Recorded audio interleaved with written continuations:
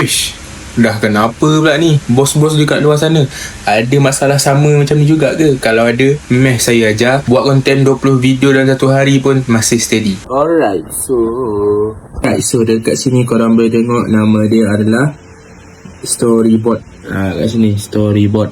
Okay, so dekat sini apa yang korang buat? Okay, sebelum tu kita tengok dulu kat bawah ni. Korang cerita idea korang tu nanti akan dah disusun oleh AI satu-satu macam ni. So ikut complete. So apa yang korang perlu buat adalah tinggal bagi idea korang saja. Okay, bagikan saja idea korang apa yang korang nak buat. Contoh dia lah. Okay, macam saya akan tulis Pak Abu seorang yang miskin.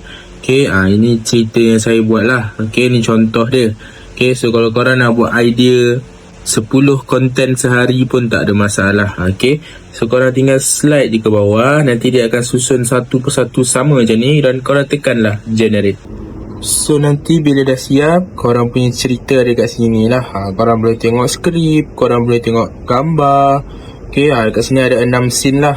So korang boleh tengok dialog dan setiap scene. Kalau korang puas hati, send dekat sini. Korang dah boleh tengok. Okay, gambar satu-satu per scene lah. Dan dekat sini korang punya prompt nak ubah dialog ke apa, semua dekat sini lah. Okay, dan korang nak landscape ke ataupun portrait, terpulang. Okay, dan juga bahasa satu. Tengok dah siap konten korang satu. Dan tak sampai berapa minit pun korang dah boleh siap satu konten. Nampak tak betapa mudahnya? Ini setakat kalau 20 konten lah, tak ada masalah lah.